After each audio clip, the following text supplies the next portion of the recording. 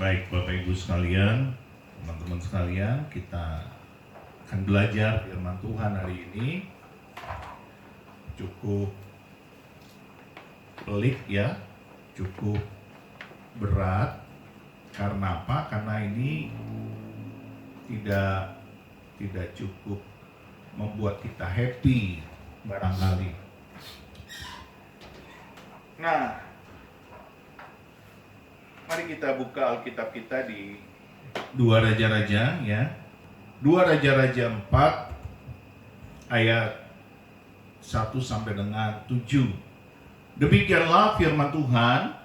Salah seorang dari istri-istri para nabi mengadukan halnya kepada Elisa sambil berseru, "Hambamu, suamiku sudah mati, dan engkau ini tahu bahwa hambamu itu takut akan Tuhan. Tetapi sekarang penagih hutang sudah datang untuk mengambil kedua orang anakku menjadi budaknya." Jawab Elisa kepadanya, "Apakah yang dapat kuperbuat bagimu? Beritahukanlah kepadaku apa-apa yang kau punya di rumah." Berkatalah perempuan itu, "Hambamu ini tidak punya sesuatu apapun di rumah, kecuali sebuah buli-buli berisi minyak." Lalu berkatalah Elisa, "Pergilah, mintalah bejana-bejana dari luar, daripada segala tetanggamu, bejana-bejana kosong, tetapi jangan terlalu sedikit. Kemudian masuklah, tutuplah pintu sesudah engkau dan anak-anakmu masuk, lalu tuanglah minyak itu ke dalam segala bejana. Mana yang penuh, angkatlah." Pergilah perempuan itu daripadanya, ditutupnyalah pintu sesudah ia dan anak-anaknya masuk. Dan anak-anaknya mendekatkan bejana-bejana kepadanya, sedang ia terus menuang. Ketika bejana-bejana itu sudah penuh, berkatalah perempuan itu kepada anaknya, "Dekatkanlah kepadaku sebuah bejana lagi." Tetapi jawabnya kepada ibunya, "Tidak ada lagi bejana." Lalu berhentilah minyak itu mengalir. Kemudian pergilah perempuan itu memberitahukannya kepada abdi Allah, dan orang ini berkata, "Pergilah, juallah minyak itu, bayarlah utangmu, dan hiduplah dari lebihnya, engkau serta anak-anakmu." Peristiwa ini nyata dan cukup tragis, Bapak Ibu sekalian, saudara-saudara semua.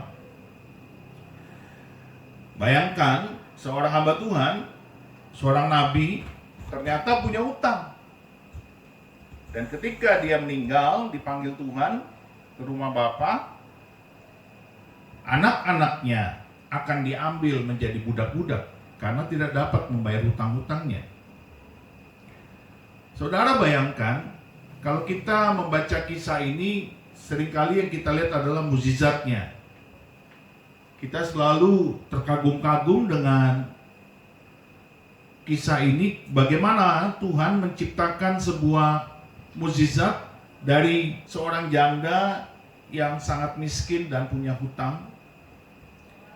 Tetapi hari ini saya mau bercerita tentang bagaimana rasanya kalau kita sebagai hamba Tuhan, kita hidup sepertinya janji Tuhan tidak terjadi pada kita. Bukankah Alkitab berkata bahwa anak-anak orang benar tidak akan pernah meminta-minta? Amin. Bukankah kita selalu berkata, "Carilah kerajaan Allah dan kebenarannya, maka semuanya itu akan ditambahkan kepadamu"? Dan hamba Tuhan ini, nabi ini, sudah melakukannya, mencari kerajaan Allah dan kebenarannya. Tetapi ketika dia tidak ada, dia tidak mengalami mukjizat. Dia justru mengalami hutang-hutang. Ketika dia dipanggil Tuhan, hidupnya begitu menderita. Anak istrinya punya hutang. Jadi bagaimana saudara? Apa maksudnya ini? Saudara dengar baik. Hari ini saya juga banyak melihat anak-anak Tuhan punya hutang. Walaupun hidup sudah sungguh-sungguh, walaupun hidup sudah mencari kerajaan Allah dan kebenarannya, saya mau mengatakan kepada kita semua di sini, kalau saudara hidup hanya mengandalkan janji Tuhan, tetapi saudara dan saya tidak menyelami maksud Tuhan atas peristiwa hidupmu, saudara tidak memahami maksud Tuhan, saudara dan saya tidak menghayati maksud Tuhan terhadap hidupmu, kita pasti akan kecewa. Pasti. Seperti istri Nabi ini, seperti janda ini. Dia tampaknya sudah mulai frustrasi ketika dia berkata, hambamu, suamiku sudah mati, dan engkau tahu. Jadi dia seolah-olah sedang mengklaim, sedang menunjukkan agak sedikit dia jengkel begitu. Dan engkau tahu, jadi dia menunjuk kepada Elisa, engkau kan tahu bagaimana dia hidup. Kira-kira begitu dia berkata. Mengerti maksud saya? Di sini ada sedikit komplain di dalam dirinya yang dia sedikit agak marah, kesal begitu. Dan engkau kan tahu bagaimana dia hidup. Jadi Elisa bukannya tidak tahu peristiwa suaminya ini sebagai hamba Tuhan. Tetapi si janda ini melihat bahwa tidak ada pertolongan. Engkau kan tahu bagaimana dia hidup. Ini peringatan buat keluarga-keluarga yang suaminya tuh hamba Tuhan. Buat keluarga-keluarga yang istrinya hamba Tuhan. Istrinya pelayan Tuhan, suaminya pelayan Tuhan. Istrinya pendeta, suaminya pendeta. Ini peringatan. Jadi apa maksudnya? Disinilah kita harus mengerti betul. Bagaimana janji Tuhan, orang benar, anaknya tidak akan pernah meminta-minta. Tetapi ini anaknya udah siap untuk menjadi budak. Bukankah Nabi itu orang benar? Betul tidak? Bukankah Nabi itu orang benar? Dikatakan di situ, hambamu itu takut akan Tuhan. Hambamu itu takut akan Tuhan. Sudah dikatakan begitu. Jadi istrinya tidak banyak komplain, dia cuma memberikan fakta. Kamu kan tahu sebagai sesama nabi bagaimana dia hidup. Jadi sebenarnya dia itu komplain kepada Tuhan, tapi dia lewat Elisa. Bukankah kita seperti itu? Ya, mengerti, katakan amin. Jangan pura-pura lah, masa nggak pernah. Pasti sering, ya kan? Kita komplain sama Tuhan. Tuhan, kamu kan tahu aku bagaimana hidup di hadapan-Mu. Engkau kan tahu bagaimana aku melakukannya. Engkau kan tahu bertahun-tahun aku bersamamu, melakukan seperti yang kau mau. Kira-kira kita begitu. Lalu tiba-tiba kita berhutang. Dan kita merasa Tuhan tidak menggenapi janjinya. Carilah kerajaan Allah dan kebenarannya, maka semuanya itu ditambahkan kepadamu. Tapi itu tidak terjadi.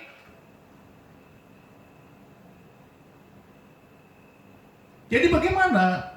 Pak Pendeta, ini maksudnya bagaimana? Pak Pendeta ini mau kemana sih ceritanya? Sabar. Selalu ada solusi bersama Tuhan. Jadi bagaimana Pak Pendeta? Ini maksudnya apa? Saudaraku, mungkin kita akan berkata, lah kan akhirnya Tuhan berbuat mukjizat. Lah kan akhirnya Tuhan melakukan mukjizat. Tapi bukan itu poinnya, saudaraku. Sebelum mukjizat itu terjadi, ini kan mereka sudah berhutang. Ini kan mereka sudah siap untuk menjadi budak. Poinnya kan maunya kita tidak ada hutang. Amin. Maunya kita sibuk melayani Tuhan, kita sibuk mempersembahkan hidup kita buat Tuhan. Kita sudah menyerahkan segala sesuatunya buat Tuhan, mencari kerajaan Allah dan kebenarannya. Kita sudah benar di hadapan Tuhan, dan kita percaya anak cucu kita tidak akan pernah meminta-minta. Tapi ini ada hutang. Sedalam-dalamnya kita melayani Tuhan, ini kok ada utang. Jadi apa yang dimaksudkan oleh Tuhan? Dengar baik. Ada dua kemungkinan dari peristiwa ini. Yang pertama, benar suaminya itu takut akan Tuhan dan menjadi seorang hamba Tuhan sebagai nabi, hidup benar di hadapan Tuhan. Sesuai fakta yang dikatakan istrinya dan Elisa mengakuinya. Itu yang pertama. Tetapi dengar baik. Kemungkinannya adalah istri dan anak-anaknya tidak menjaga iman keluarga ini. Bisa nggak? Oh, bisa banget. Ada banyak hamba-hamba Tuhan, istrinya pendeta, tetapi suami dan anak-anaknya hidupnya nggak tertib. Hidupnya nggak tertib. Ada banyak hamba-hamba Tuhan, hidupnya bagus sebagai seorang pendeta, sebagai seorang hamba Tuhan, sebagai pastor, gembala, tetapi istri dan anak-anaknya mengecewakan. Secara iman, kehidupan mereka tidak berjalan sesuai dengan suaminya. Demikian pula sebaliknya. Kalau istrinya menjadi pendeta, hamba Tuhan, seorang pastor atau seorang gembala, kita sering mendapati para suami dan anak-anaknya tidak berjalan sesuai dengan iman ibunya atau istrinya. Mengerti maksud saya? Bisa nangkap sekarang? Bahwa di sini ada sebuah kontradiksi, paradoks. Bahwa suaminya takut akan Tuhan, tetapi tidak didapati oleh Tuhan. Bahwa istri dan anak-anaknya tidak cukup beriman. Pak Pendeta kok bisa ngomong begitu? Faktanya memang banyak seperti itu. Betul tidak? Faktanya memang banyak seperti itu. Bahkan banyak hamba Tuhan stres, depresi, menghadapi keluarganya sendiri. Kita sudah banyak mendengar anak-anak hamba Tuhan, anak-anak pendeta terlibat narkoba. Anak-anak hamba Tuhan, anak-anak pendeta kawin cerai. Tetapi bapaknya, ibunya menjadi hamba Tuhan yang luar biasa. Ketika bapaknya, ibunya dipanggil Tuhan, iman suaminya, iman bapaknya, iman ibunya, iman istrinya tidak menurun kepada pasangannya dan anak-anaknya. Dan ini yang berbahaya. Jadi udah tampak sekarang di mana tidak bahagianya? Istrinya, kemungkinan besar, dan anak-anaknya tidak menjaga iman. Itu yang pertama, kemungkinannya tidak menjaga iman. Kemungkinan yang kedua, ya, kalau ini terjadi dalam hidup kita, kemungkinan yang kedua, istri dan anak-anaknya ini sedang diproses oleh Tuhan untuk tetap mempunyai iman yang teguh, untuk tetap setia, walaupun punya suami tidak diberkati, walaupun punya suami secara materi tidak diberkati. Dia sedang diproses dan anak-anaknya, apakah mereka tetap setia, percaya kepada janji Tuhan, bahwa anak-anak orang benar tidak akan pernah meminta-minta. Bisa nangkep maksud saya? Wah, nggak bisa nangkep karena diam. Bingung. Aduh, memang saudaraku, Bapak Ibu sekalian, Kalau bicara jadi anak Tuhan, lalu hidup dengan hutang-hutang, itu nggak enak. Dan apalagi kalau dikatakan itu sebuah proses iman, pasti nggak suka. Saudara, dengar baik.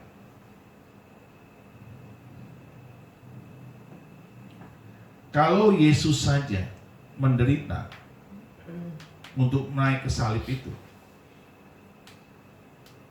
penderitaan apa yang bisa kita lakukan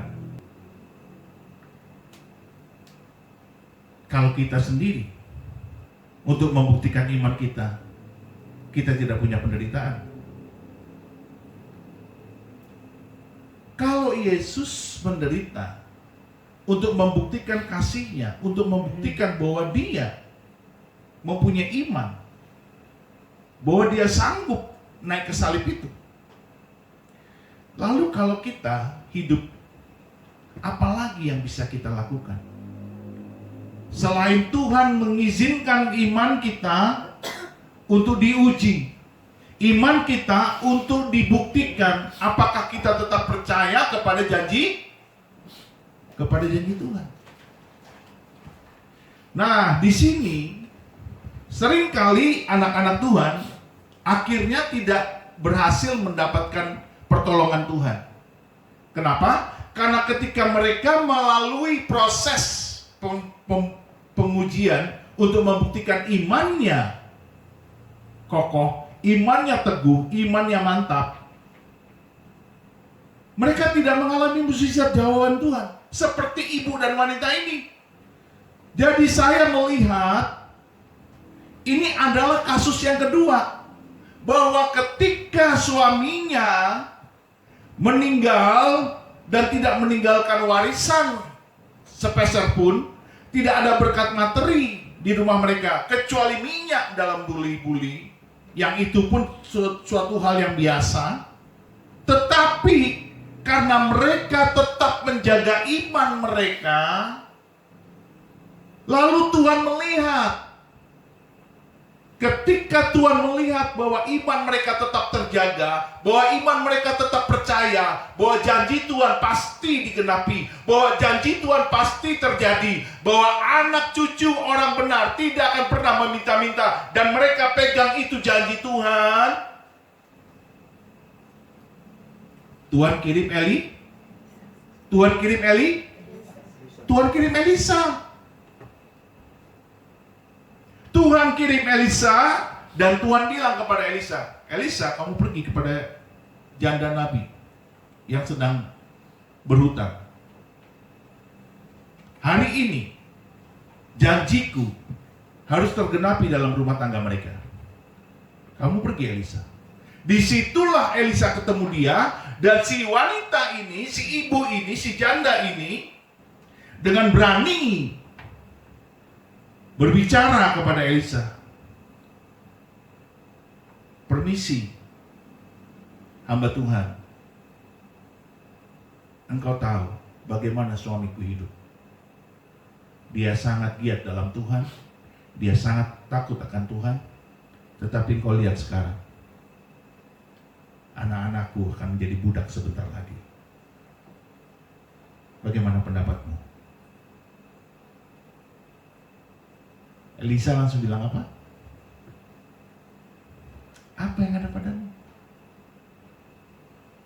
Karena dia sudah tahu bahwa sebuah berkat dari Tuhan hanya terjadi ketika orang-orang yang beriman, yang sudah melewati proses iman, itu bersedia menyerahkan apa yang ada pada dia, bukan yang tidak ada.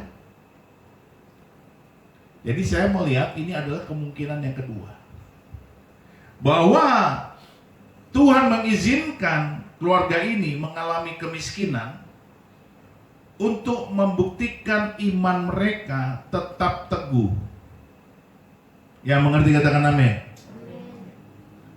Karena kalau tidak terbukti imannya teguh, tidak mungkin akan terjadi mukjizat. Halo?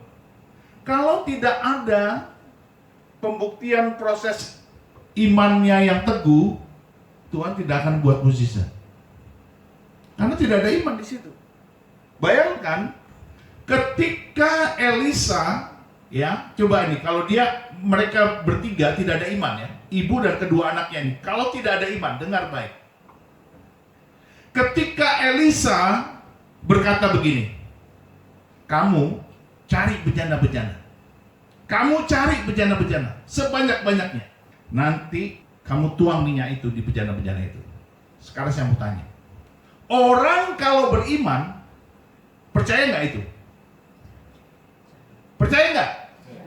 Nah, jadi ketemu nggak bahwa ini adalah proses iman. Tetapi kalau tidak percaya, apa yang terjadi? Muncul nggak mukjizatnya? Ini yang saya mau katakan. Ada banyak janji Tuhan tidak tergenapi karena banyak anak-anak Tuhan, istrinya atau suaminya tidak percaya. Banyak sekali janji Tuhan. Saya ketemu banyak orang konseling, Tuhan tidak menggenapi janjinya di dalam sebuah keluarga karena pasangannya dan anak-anaknya tidak saling beriman. Wah, bahaya dong Pak. Ya memang bahaya. Karena sebenarnya, dengar baik, ketika pasangan suami istri diberkati menikah di hadapan Tuhan, dikatakan oleh Alkitab apa? Mereka bukan lagi dua, tapi mereka menjadi satu. Artinya di dalam sebuah keluarga ini antara suami dan istri harus memiliki iman yang sama dan percaya kepada janji Tuhan. Dan ini yang terjadi. Kalau mereka suaminya sudah meninggalkan iman kepada istrinya dan kepada anak-anaknya, walaupun, dengar baik, nah ini yang saya sering katakan kepada kita semua, tidak penting harta warisan, tidak penting kalau engkau tidak mempunyai warisan iman. Buat apa harta warisan kalau engkau tidak punya warisan iman?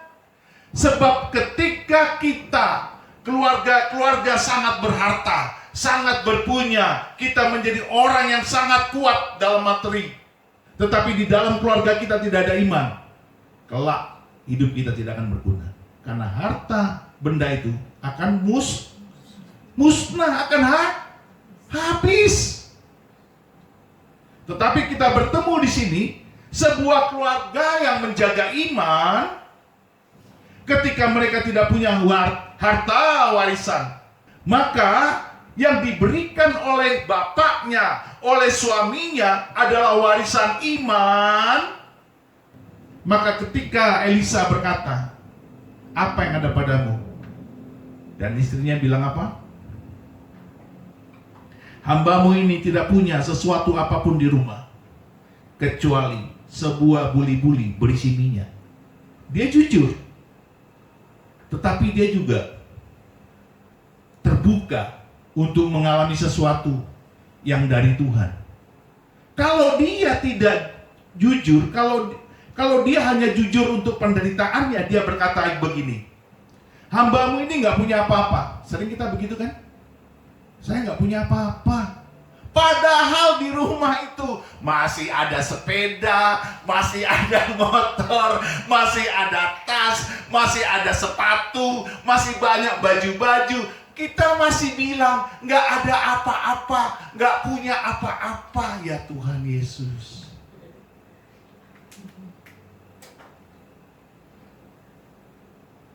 Betapa kita tidak jujur. Kita ingin memposisikan kita begitu miskin. Tetapi ibu ini jujur dan dia terbuka untuk sebuah mukjizat. Dan dia bilang apa? Kecuali sebuah buli-buli berisi minyak. Kalau kita bilang kita tidak punya apa-apa, Tuhan bilang itu sepatumu ada berapa pasang itu? Ada yang merah, ada yang kuning, ada yang hijau.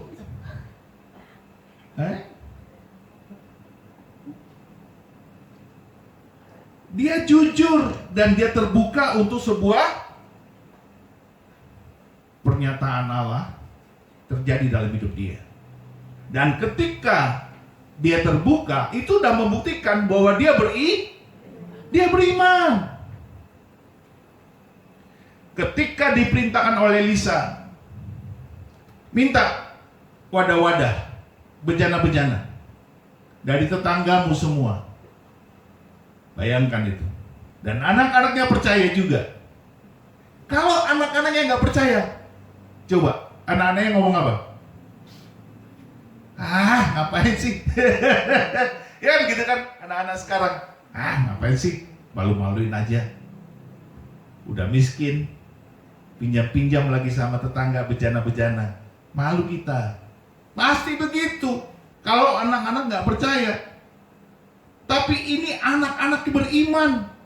Dan dia giat, mereka cari semua ke tetangganya. Cuma sayangnya memang tidak terlalu banyak. Dan berhentilah minyak itu. Tapi itu sudah membuktikan bahwa mereka beriman. Jadi saudaraku, dengar baik. Menjadi hamba Tuhan itu selalu ada yang namanya proses iman. Untuk mendapatkan semuanya itu akan ditambahkan kepadamu. Setelah kita mencari kerajaan Allah dan kebenarannya, untuk mendapatkan semuanya itu ditambahkan kepadamu, itu ada proses iman. Dan ini yang saya maksud. Proses iman yang seperti ini wajib kita jalani. Wajib. Karena kalau tidak ada proses iman, lalu apa lagi yang ingin membuktikan bahwa kita ini orang-orang beriman? Apa lagi? Tidak ada, kecuali proses iman. Ya, mengerti kita kan, amin? Sudah ketemu solusinya? Saya tidak mau pakai yang pertama, bahwa di keluarga ini tidak ada iman. Kenapa? Karena kalau mereka tidak beriman, tidak mungkin anak-anak yang cari bejana. Cuma memang di banyak keluarga sekarang, kalau kita lihat, banyak yang akhirnya menjadi viral ketika anak-anak pendeta bermasalah dengan dosa. Tetapi Bapak Ibu sekalian, ada yang saya suka dari firman Tuhan, dari Matius 5. Coba kita buka ya. Matius 5 ayat 4. Demikianlah firman Tuhan. Berbahagialah orang yang berduka cita, karena mereka akan dihibur. Apa maksudnya? Apa maksudnya dihibur?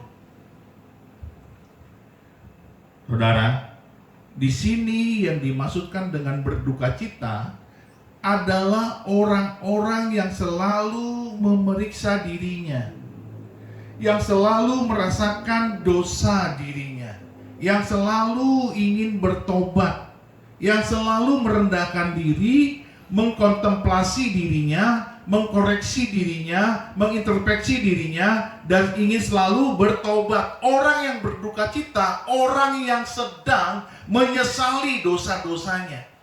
Ini yang Tuhan maksud. Maka Tuhan bilang apa? Berbahagialah mereka, karena mereka akan dihibur.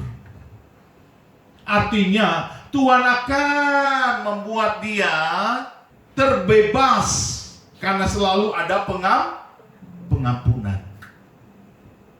Dan keluarga ini sedang berduka cita. Jadi mereka sedang menelisik dirinya. Kenapa kami menderita? Kenapa kami miskin? Kenapa ini terjadi? Padahal bapak kami rajin, bapak kami dapat dipertanggungjawabkan hidupnya, bapak kami melayani Tuhan dengan sungguh-sungguh. Kenapa kami miskin? Nah, mereka berduka cita. Itu membuat mereka mengkoreksi dirinya sendiri. Mengkoreksi adalah orang-orang yang sedang mengkoreksi dirinya, imannya ini semakin hari semakin bertumbuh karena selalu ada pertobatan. Jangan seperti anak-anaknya Ayub ya. Dengar baik, jangan seperti anak-anaknya Ayub. Ayub diberkati Tuhan secara materi, memang juga secara rohani. Berkat rohani dia dapat, berkat jasmani dia dapat, berkat jiwani dia dapat, berkat materi dia dapat. Sangat kaya, menjadi orang yang sangat kaya pada masa itu di timur. Tiap hari anak-anaknya pesta, 10 orang, 7 laki-laki, 3 wanita, pesta tiap hari. Tetapi yang mempersembahkan korban penebus dosa dan penebus salah siapa? Bapaknya, bukan anak-anaknya. Dan akhirnya anak-anaknya dipanggil Tuhan. Dalam satu hari, seketika mereka mati semua. Ini pelajaran besar loh buat kita. Kalau hidup kita ketika menderita, ketika kita tidak diberkati secara materi, kita tidak melakukan kontemplasi, kita tidak melakukan koreksi diri, kita tidak melakukan introspeksi diri. Ini bahaya. Ini bahaya. Karena ketika kita hidup di dalam Tuhan, satu-satunya yang membuktikan kita benar atau tidak benar adalah iman. Iman kita yang membuktikannya, bukan yang lain. Jadi, sudah dapat solusinya? Amin? Amin. Kita harus banyak-banyak kontemplasi, karena ini adalah proses iman. Mari kita bangkit berdiri.